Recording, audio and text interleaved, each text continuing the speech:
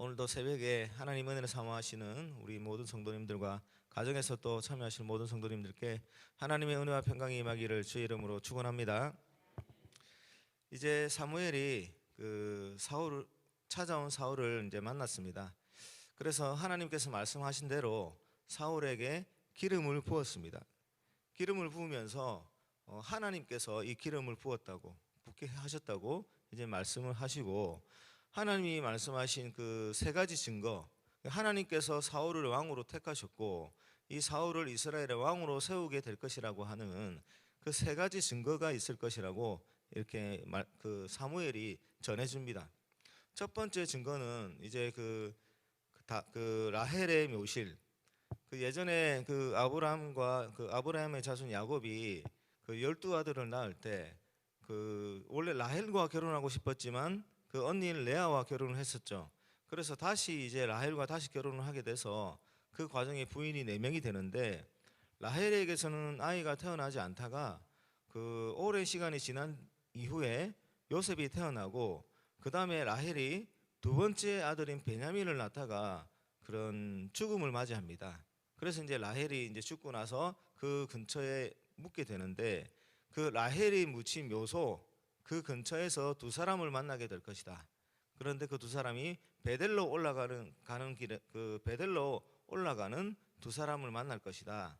그리고 그 두 사람이 네가 잃어버린 그 나귀에 대해서 이야기를 할 건데, 나귀를 찾았다고 이야기할 것이고, 그 집에 있는 아버지가 이제 나귀 걱정이 아니라 너에 대해서 걱정할 것이다. 그런 말을 이제 듣게 될 것이다라고 이야기를 합니다. 이게 첫 번째 증거죠. 그리고 두 번째 증거는 이제 3절에 있는데요. 내가 거기서 더 나아가서 다볼 상수리 나무에 이르면 거기서 하나님을 배우려고 베델로 올라가는 세 사람을 만나리니, 이렇게 기록되어 있습니다. 다볼 상수리 나무에서 베델로 올라가는 세 사람이 있는데, 그 세 사람은 하나님을 만나려고 가는 사람이다라고 이야기를 합니다. 그런데 그 세 사람이, 한 사람은 염소 새끼 3마리, 그 다음에 한 사람은 떡 3덩이, 그리고 또 한 사람은 포도주 한 가죽 부대를 갖고 있을 텐데, 그 중에서 떡 3덩이를 가진 사람이 너에게 떡 2덩이를 줄 것이다, 이렇게 이야기를 해요. 이게 두 번째 증거랍니다. 그리고 세 번째 증거는 그 하나님의 산이라고 불리는 산이 있는데, 거기에서 이제 여러 선지자들이 내려올 거예요. 그 선지자들이 하나님의 영에 이제 감동된 사람 상태로 내려와서 이제 여러 가지 악기도 연주하고 하면서 예언을 하게 될 텐데, 그 과정에 이제 이 사울도 하나님의 영을 받아서 새 사람이 될 것이다 라고 하는 증거를 받습니다. 자, 여러분, 계속해서 이제 사울이라고 하는 한 청년이 사무엘을 만나서 왕으로 세워지는 과정 가운데 있는데, 하나님이 계속해서 강조하고 있는데, 오늘도 이제 그 연속 선상에 있습니다. 기름을 붓는 자가 누구냐면, 사무엘이 기름을 붓지만 사무엘을 통해서 기름을 붓는 주체가 누구냐면 바로 하나님이십니다. 기름을 붓는다라고 하는 행위에는 하나님의 권위를 이제 사울에게 넘겨주는 뜻이 있는 거예요. 원래 이스라엘의 통치자는 하나님이신데, 이제 그 통치를 대리로 할 사람을 사울로 삼았고, 그 사울에게 그 권한을 넘겨주는 의식을 기름 붓는 행위로 하고 있는 것이죠. 그리고 또 이제 고대 근동에서는 기름을 붓는 행위에는 어떤 뜻이 담겨 있냐면, 종주국이 있고 속국이 있습니다. 지배하는 나라가 있고, 그 지배하는 나라에게 지배를 받는 나라가 있죠. 조공을 바친다든지 꼭 완전히 침략을 당해서 그런 상태가 아니다 하더라도 평화를 유지하기 위해서, 그런 어떤 약탈을 당하지 않기 위해서 해마다 조공을 바치면서 이웃의 강한 나라를 섬기는 약소국들이 있습니다. 그 약소국들이 자기 나라의 왕을 세울 때 종주국의 허락을 받아야 되죠. 그래서 종주국의 왕들이 이제 그 속국의 왕에게 기름을 이제 붓는 행위를 하기도 합니다. 이것은 누가 더 위에 있느냐를 분명하게 하는 것이죠. 기름 붓는 행위에는 이 두 가지 의미가 있습니다. 그러니까 기름 붓는 행위 자체에는 하나님이 사울을 왕으로 세운다라고 하는 그 강력한 증거이기도 하고, 이제 진정한 이스라엘의 왕이 누구냐 하는 것을 또 강조하는 것이기도 하죠. 그리고 그 밑에 세 가지 증거를 또 계속 언급을 했지 않습니까? 세 가지 증거 각각이 무슨 의미를 가지고 있는지는 정확하게 표현을 할 수는 없어요. 라헬의 묘실 곁에서 사람을 만난다. 라헬은 베냐민 지파의 조상이죠. 라헬은 베냐민 지파의 조상인데 지금 사울은 베냐민 지파입니다. 그래서 그것을 뭐 떠올리게 할 수도 있고, 두 번째 그 다볼 상수리 나무는 예전에 그 사사기에 그 드보라 선지자가 블레셋과의 싸움에서 이겼던 장소이기도 합니다. 이제 그 사울을 세워서 블레셋으로부터 이스라엘을 구원해 내겠다라고 하나님이 약속하셨는데 그런 의미를 담았을 수도 있죠.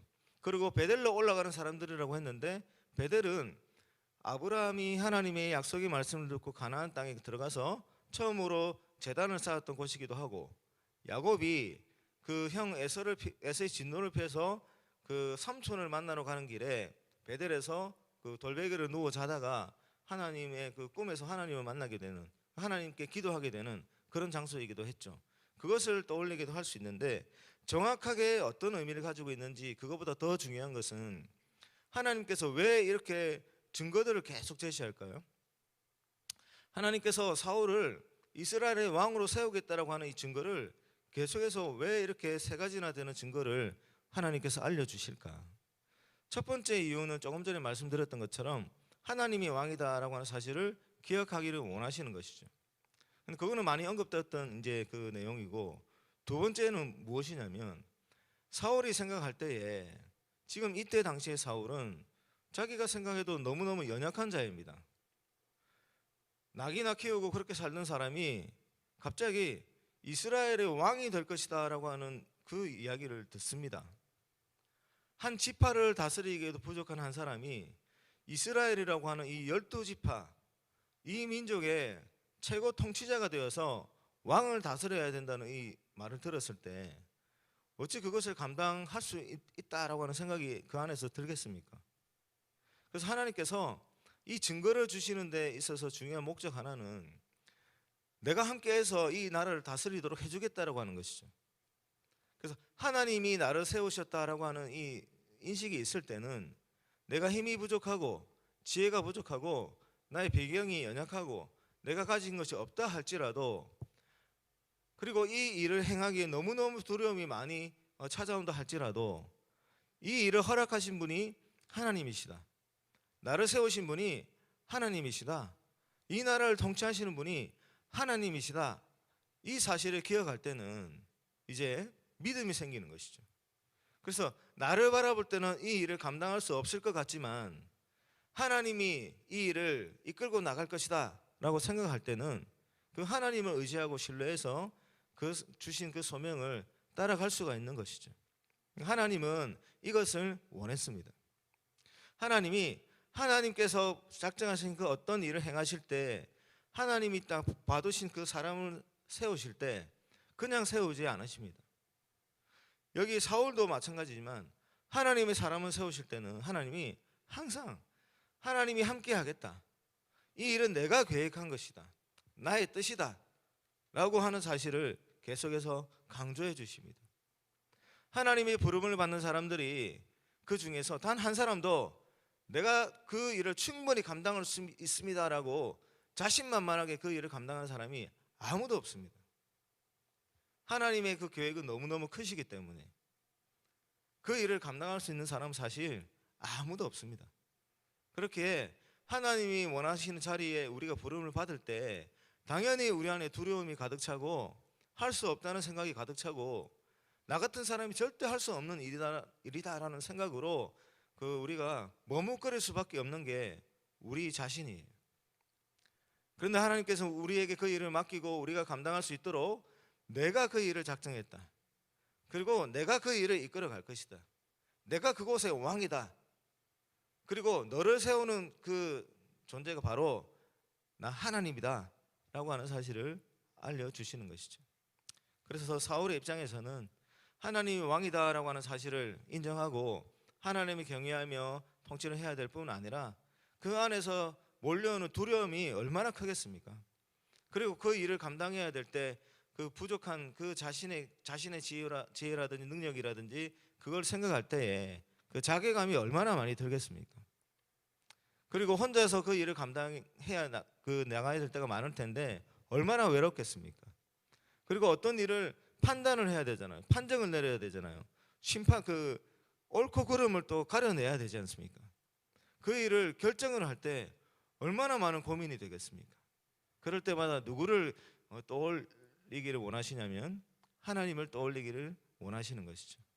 그럴 때 하나님께서 지혜도 주실 것이고 또 돕는 사람도 붙여 주실 것이고 또 그 이웃의 강한 적들도 하나님께서 막아 주실 것이죠. 사울은 지금 그것을 기억해야 하는 것이죠. 하나님께 그래서 계속해서 사울이 힘을 낼 수 있도록 하나님이 이런 증거를 계속해서 보여주시는 겁니다.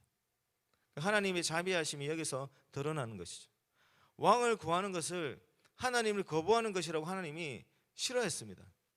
그럼에도 불구하고 그것을 허락하시면서 이스라엘이 진정으로 번영하며 잘 살아갈 수 있는 길을 또다시 하나님이 제시해 주시는 것이죠. 하나님의 사랑과 하나님의 자비하심이 여기서도 이렇게 드러나는 것입니다. 사랑하는 성도 여러분, 하나님께서 이렇게 하나님의 일을 위해서 하나님의 그 사람을 세우실 때 함께 하겠다고, 하나님께서 다 해결하시겠다고, 내가 너희들의 왕이 되어서 너희를 보살피겠다고 이렇게 약속을 해주십니다. 우리 성일교회 성도님 한 분 한 분 부르실 때마다 하나님께서 우리 각자에게 주시는 그런 길이 있다는 사실을 믿으십시오.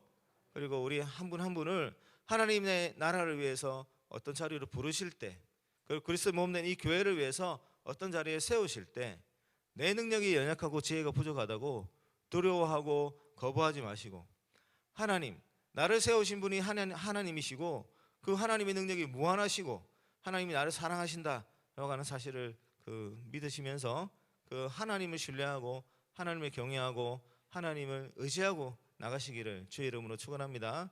그렇게 하실 때 여러분들이 가는 그 길 가운데 하나님이 함께 하셔서 하나님의 영광을 드러내실 것입니다. 그렇게 하나님의 영광을 드러내는 존재로 살아가시길 주의 이름으로 축원합니다. 성일 100대